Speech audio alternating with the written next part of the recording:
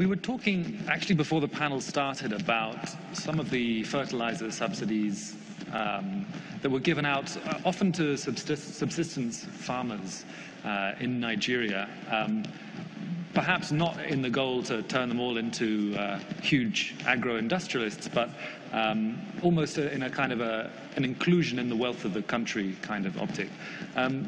Banking services also has a huge role in terms of inclusion.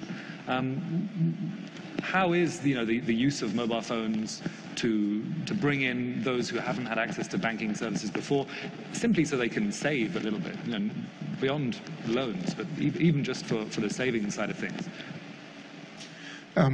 Actually, it's interesting you mentioned that. It's something of a live debate right now. There's always been the discussion around an MNO-led mobile banking sort of model, akin to Safaricom in Kenya, for example. And that discussion is going on in terms of financial inclusion. The macro numbers are you have about 150 phone lines and 90 individual users and fewer bank accounts than that, so that's the logic. I think banks are working, especially the bigger retail banks, are collaborating with a view to setting up an agent network. And I think the whole industry is involved in that. And I think the modalities for that are actually coming out this week. To expand the agent network, to also improve the reach of financial services or banking services within the country, specifically with a view to driving financial inclusion. There's something of a tension between bricks and mortar branches and technology. Increasingly with technology, maybe you don't need as many branches, but for financial inclusion, you still need a physical presence in a lot of places. So I think part of the idea is using the agent banking network to fill that gap. And that will help with the financial inclusion objectives of the government. And even with some of the conditional cash transfers that I think the government has in mind as a means to doing that. And there are continuing discussions about mobile money and how that should work. The tension has always been between a bank-led model and the MNO-led model. Obviously, the operators prefer the MNO-led model, the telecoms operators, because, obvious reasons. But then the concern has always been around AML and know your customer realities and how to manage that. So that debate is very much live now, and banks, I think, are trying to respond to that and are responding to it in terms of increasing their reach and their ability to meet financial inclusion objectives of the government. Sorry, I can't wait to jump in. I think that debate is healthy.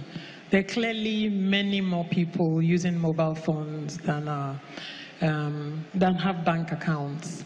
And with the need for registration of subscribers, even though you haven't, it's a different kind of KYC from what banks do, but it is some form of KYC.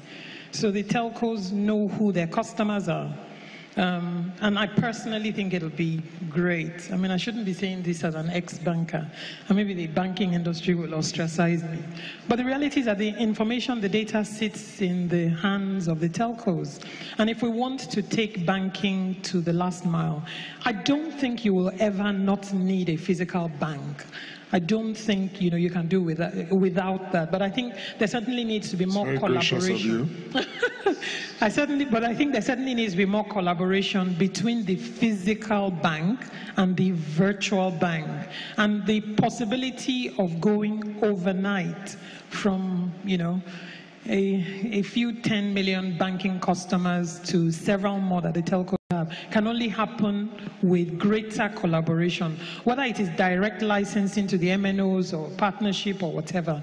But government intention certainly is to take banking to the last person. Does it make sense to have a country like Morocco enter the West African trade bloc? Are you asking me personally, or you're asking the Executive Secretary of NIPC? Which would get the most interesting answer? Since there are too many cameras in the room, so you can ask the Executive Secretary of NIPC. Okay. But in the context of the conversations of the continental free trade area, yeah. I think, the conversation about ECOWAS is kind of moot now. But in any case, I mean, ECOWAS is a union, Nigeria is a big part of it, but it is not Nigeria's decision only. And there's certain things that membership of ECOWAS means. It's not only free movement of goods, it's also the free movement of services and of people. And willingness to join a union means receptiveness to all of those conditions. You cannot, cherry pick, I want this, that, and the other. But it's a decision for a body that is bigger than, any woman's opinion. And that's Yewande Sadiku, the Executive Secretary at the NIPC, wrapping up that three-part panel on the new Nigerian economy at the 2018 edition of the Africa CEO Forum. Let's take a break. When we come back, we'll go back to the marketplace. We'll show you some of the numbers of the first trading day of the week and what is making headlines this morning, including President Buhari, of course, declaring his intention for re-election in the 2019 polls. Let's talk about that a little bit when we return.